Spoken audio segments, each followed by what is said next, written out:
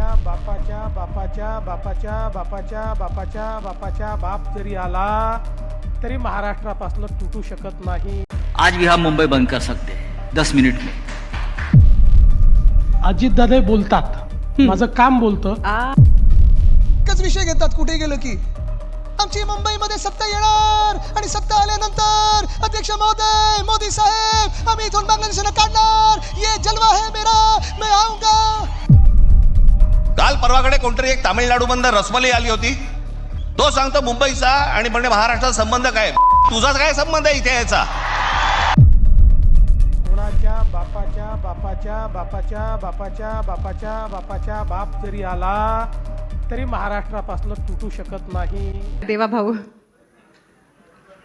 देवाभाऊ काही म्हणत नाही, देवाभाऊचं काम बोलतं। वा,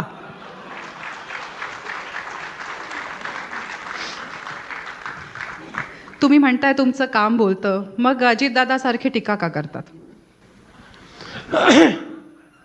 अजितदादा बोलतात, माझं काम बोलतं। अजितदादा बोलतात। एकच विषय घेतात कुठे गेलं की आमची मुंबईमध्ये सत्ता येणार आणि सत्ता आल्यानंतर अध्यक्ष महोदय, मोदी साहेब, आम्ही इथून बांगलादेशाला काढणार, ये जलवा है मेरा, मैं आऊंगा। काय चाललंय हो? कशासाठी हे सगळं?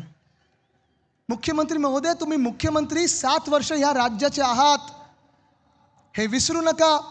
तुम्ही या महाराष्ट्राचे गृहमंत्री, गेल्या 12 वर्षामधून 10 वर्ष तुमच्याच हातात गृह खातं राहिलेलं आहे। हे कर्तव्य बांगलादेशांना ओळखणं आणि काढण्याचं हे 10 वर्ष तुमच्या हातात होतं। ही जिम्मेदारी, ही जबाबदारी ही तुमच्या हातात होती। जर तुम्ही तिथे चुकला असाल तर सरळ सरळ येऊन सांगा, आम्ही चुकलो, अजूनही आम्हाला बांगलादेशी सापडलेले नाहीत आणि ही निवडणूक त्याच्याबद्दल नाहीच आहे। किंवा असंही असू शकतं की मुख्यमंत्री महोदय प्रधानमंत्री महोदयांवर टीका करतात, ज्यांची सत्ता बहुमत दिल्लीमध्ये 12 वर्ष आहे, कारण बांगलादेशानं ओळखण्याचं काम, बांगलादेशाने इथून काढण्याचं काम हे केंद्र सरकारचं आहे आणि राज्य सरकारचं आहे। पण मी तुम्हाला पुन्हा एकदा आठवण करून देतो, या खोट्या आश्वासनावर जाऊ नका, त्यांच्या फेल्युअरवर जाऊ नका, कारण ही निवडणूक आहे तुमच्या गल्लीची आहे, आपल्या BST बसची आहे, आपल्या पाणीची आहे, वॉटर गटर मीटर ह्याची आहे, मुंबई महानगरपालिकेची निवडणूक आहे। घरं नाकारली जात आहेत। काल परवाकडे कोणतरी एक तामिळनाडू बंदर रसमलाई आली होती,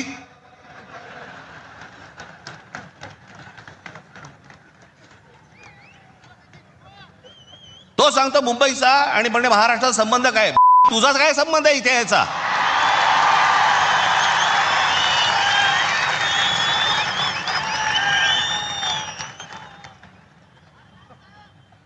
यांच्यासाठीच बाळासाहेब बोलले होते, हटाव लुंगी आणि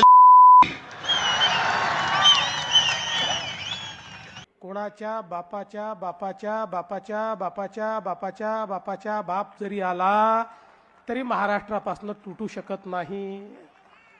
पण बंधू भगिनींनो, माझा तुम्हाला सवाल आहे, अरे तुम्हाला जर आज मराठी माणूस या ठिकाणी कुठेतरी अडचणीत दिसतोय, मराठी माणसावर खतरा दिसतोय, तर 30 वर्ष तुम्ही काय कंचे खेळत होतात? मला सांगा, काय करत होतात तुम्ही? आणि मग याला जबाबदार कोण आहे? 25-25 वर्ष या महानगरपालिकेमध्ये खुर्च्या तोडण्याचं काम तुम्ही केलं आणि तरी जर माझा मराठी माणूस या ठिकाणी अडचणीत असेल, अरे चुल्लू भर पानी में डूब मरो, कहा वोट मांगने के लिए यहां आते हो? आणि मला आव्हान देतात, म्हणे आदित्यशी चर्चा करा।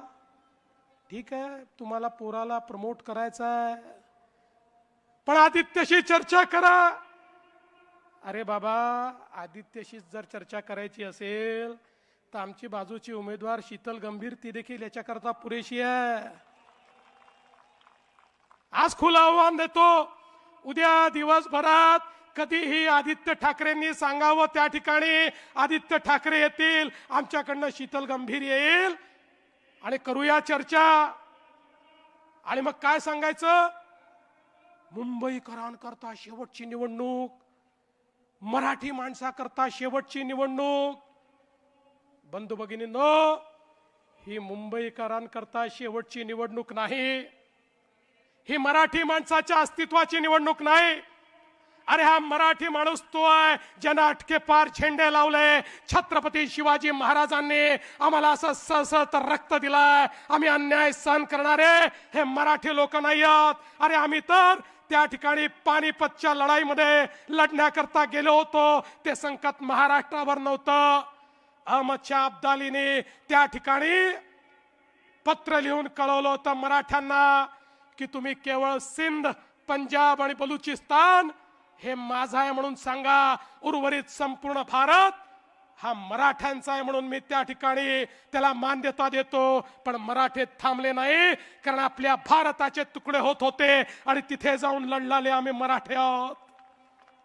आणि तुम्ही या ठिकाणी आम्हाला सांगता आपलं अस्तित्व संपून जाईल. अरे मराठी माणसाच्या अस्तित्वाची लढाई नाहीये, तुमचं अस्तित्व पणाला लागलेलं आहे. आणि म्हणून पुन्हा एकदा सांगतो, तुम्ही म्हणजे मराठी नाही, तुम्हीच म्हणजे महाराष्ट्र नाही, तुम्ही म्हणजे मुंबई नाही. मुंबई म्हणजे ही बसलेली जनता आहे, मराठी म्हणजे ही बसलेली जनता आहे. महाराष्ट्र म्हणजे छत्रपती शिवरायांनी तयार केलेला हा महाराष्ट्र, ज्याला महाराष्ट्र धर्म समजतो तो महाराष्ट्र आहे. त्याच्याकडे कोणी वाकडी नजर करून या ठिकाणी पाहू शकत नाही.